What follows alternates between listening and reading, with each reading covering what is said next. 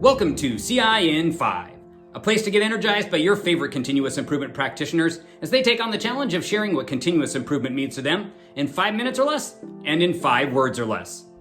Think of it kind of like a kata geek going on a speed date. I know, right? This is gonna be good. Let's do this. Jezel, Rosa, thank you so much for being here on CI in 5 today.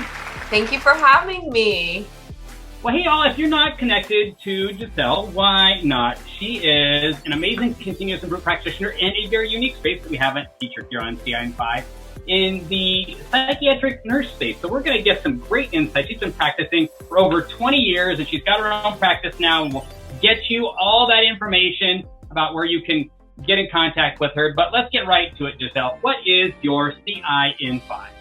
So my CI in 5 is practicing mental health care daily. All right, so you got me hooked. Tell me a little more about that and why that really stands out to you as what's important about continuous improvement.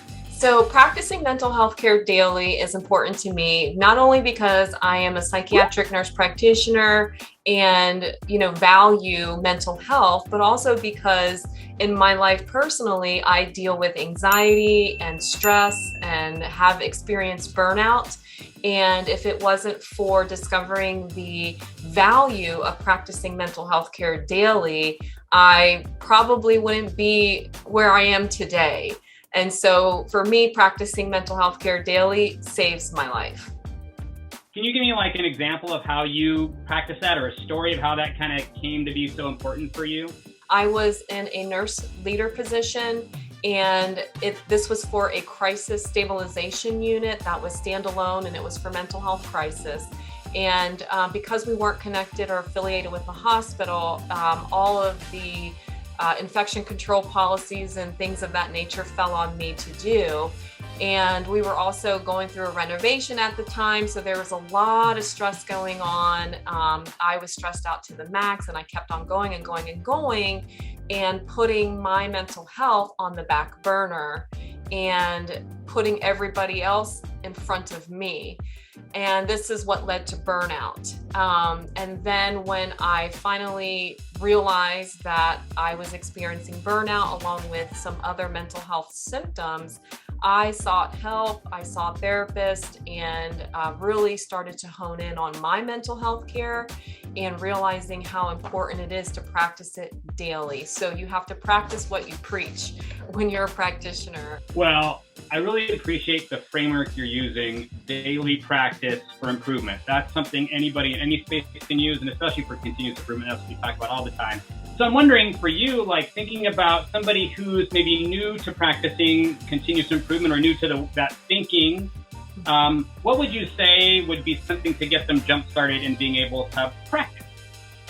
Well, it's the important thing is finding what works for you. For me, it's the sleep hygiene routine. It's putting sleep first. And I would advise that people do put their sleep first. A lot of times we put that in the back burner, but you don't have to do it the way I do it. There are different things that you can incorporate for your own routine and things that you can find that work for you. For instance, the blue light blocking glasses for me, that works. As soon as the sun starts to set, I put these on because I'm on my computer all day. That helps set my circadian rhythm and keep the melatonin going so that at nighttime by 10 o'clock, I'm ready for bed. And then incorporating, for me, the warm shower or bath, doing a prayer and meditation, and then relaxing is what helps me to relax during the night, and also making sure that the room is dark and cool. But there are some people that would prefer to do stretching or yoga before bed. It's finding what works for you, finding something that interests you and what works for you. Now, I'm wondering for people who've been like practicing improvement or practicing for quite some time and they're feeling stuck, what kind of like encouragement would you have for them to kind of get them unstuck again? Well, that's where you need to change it up and mix it up or add something a little different into the routine. For instance, with me, I tend to get stuck too, and I tend to find myself slipping a little bit on the routine where I'll jip myself instead of an hour, half an hour, and things like that will occur. So you have to redefine your purpose. You have to redefine why you are doing what you're doing and where you want to be. I can see you've got so much energy and joy from the videos I've watched for our time here, but I'm wondering what gives you the most joy in your practice of improving every day? For me, the most joy I get is when I do my prayer and my praise and I build my relationship with God. God is a very important part of my life. And I find that as I draw closer to Him in whichever modality it is, that is what keeps me grounded. That's why I love how you have a grounding place to be in your faith, and that helps you feed you in your joy and your practice. And I just love the energy that you have here, and you've given us a lot of great things to think about. I know I'm going to be taking home some things. You should too. You should be connected with her. If you're not, why not pause and go do it. Connect with Jezel and visit her at levelheadedmind.com and check out all the great work she's doing and see how she might be able to help you. Jezel, thanks so much for being on CI5 today. It was a blast.